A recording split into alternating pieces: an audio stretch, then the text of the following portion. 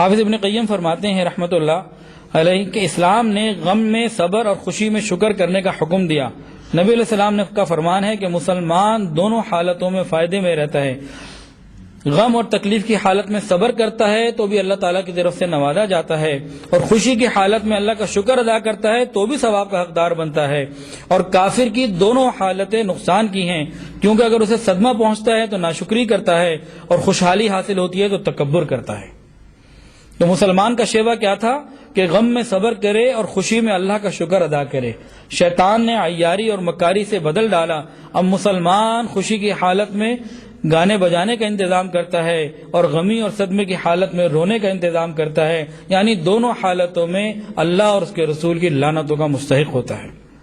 اب ایک حدیث اور سنیے، رسول اللہ صلی اللہ علیہ وسلم نے ایک آدمی کو رات کو گانا گاتے ہوئے دیکھا تو آپ نے 3 مرتبہ فرمایا کہ اس کی نماز کا کوئی اعتبار نہیں، اس کی نماز کا کوئی اعتبار نہیں، اس کی نماز کا کوئی اعتبار نہیں۔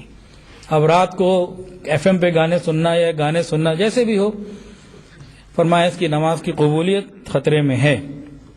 یہ کیسے ہو سکتا ہے کہ کوئی شخص نماز بھی پڑھے اور سود بھی کھائے، نماز بھی پڑھے اور زناکاری بھی کرے، اور دوسرا بندہ جو اپنے آپ کو بچائے وہ برابر ہو جائیں؟ ایسا نہیں ہو سکتا، اس کی نماز پھر نماز نہیں رہے گی۔ اچھا، نبی کریم صلی اللہ علیہ وسلم کی آمد کا مقصد کیا تھا؟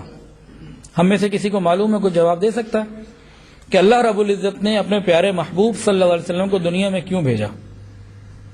آج ہم اپنی زندگی کے مقصد سے بھی پتہ ہی نہیں مقصد کیا ہے، اور نبی علیہ السلام کس مقصد کے لیے آئے بہت تھوڑے لوگ ہیں جو بتا سکیں کیا آقا کا مقصد یہ تھا۔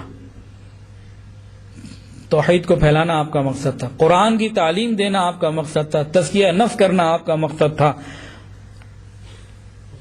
اسی طرح ایک حدیث کے اندر آتا ہے، آپ نے اپنے مقاصد کو لاؤڈ اینڈ کلیئر بیان کیا، آپ کوئی بات چھپا کے نہیں گئے۔ 1.25 لاکھ صحابہ نے گواہی دی تھی کہ آپ نے حق ادا کر دیا بات کو پہنچانے کا۔ نبی علیہ السلام نے فرمایا کہ مجھے آلات موسیقی توڑنے کے لیے بھیجا گیا ہے۔ اب ہمارے نبی تو آلات موسیقی توڑنے کے لیے آئیں، اور ہم آلات موسیقی سیل بھی کریں اور خرید کے بھی لائیں، گھروں میں بھی لگائیں اور گھروں کو اس سے سجائیں، ہر نئے ماڈل کے اوپر اور ہر نئی چیز کے اوپر ہم دوڑیں۔ تو بتائیں قیامت کے دن کس منہ سے نبی علیہ السلام سے ہم شفاعت کے حقدار ہوں گے؟ یہ سوچنے کے انداز ہیں یا نہیں ہیں؟ سوچنے کا انداز یہ نا فوڈ آف تھاٹ ہی دیا جا رہا ہے کہ کچھ سوچیں ہم کہ مرنے کے بعد کیا ہوگا۔ تو نبی علیہ السلام نے کیا فرمایا؟ دوبارہ سن لیجئے، آپ صلی اللہ علیہ وسلم نے ارشاد فرمایا کہ مجھے آلات موسیقی کو توڑنے کے لیے بھیجا گیا ہے۔ اندازہ لگائیں کہ جس پیغمبر کا مقصد بعثت تلاوت ہے، تعلیم ہے، تزکیہ ہے، اسی پیغمبر کا مقصد بعثت موسیقی کے آلات کو توڑنا بھی ہے۔